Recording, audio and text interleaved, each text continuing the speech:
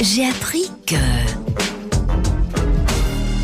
Et c'est Fabrice de Backer qui nous rejoint ce matin. Bonjour Fabrice. Bonjour Jean-Marc. Vous allez nous parler du lieutenant Félix Lidl. C'est ça, oui. Évidemment, il a son monument qui est placé sur un rond-point à proximité d'Arlon, devant lequel des tas de personnes passent tous les jours, enfin tournent autour puisque c'est un rond-point.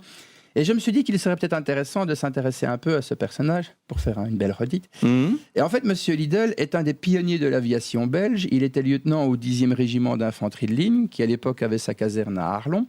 Et il avait été détaché en 1913 afin d'apprendre à voler, puisque c'est l'époque où justement on s'est dit qu'on pouvait aussi tirer sur les gens depuis les airs et pas uniquement les regarder.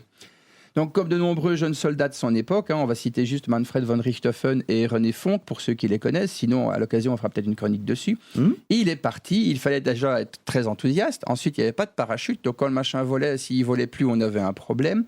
Il fallait aussi être très courageux et être capable d'agir très vite avec une mécanique qui, au final, n'était pas encore vraiment au point.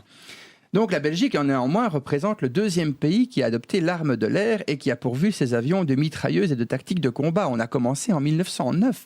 D'accord. Donc on peut dire ce qu'on veut sur les vieux F-16 qu'on a. On a été parmi les premiers à une force aérienne et à savoir s'en servir correctement.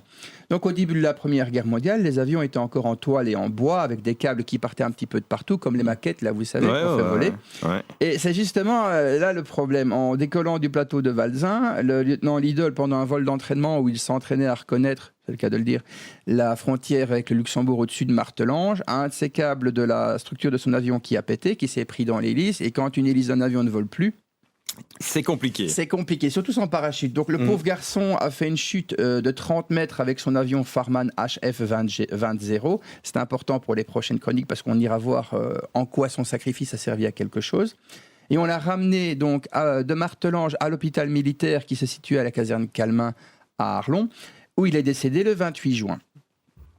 Donc encore un pauvre garçon qui a son monument, mais la plupart des gens ne sont pas au courant de lui, ni de ce qu'il a fait, et pourtant je pensais qu'on pouvait regarder ce qu'il était devenu. Il y a un très beau site qui s'appelle Bell Memorial qui donnera plus de détails, et c'est sur ça que je vous quitte. Merci beaucoup Fabrice, à la semaine prochaine. À la semaine prochaine.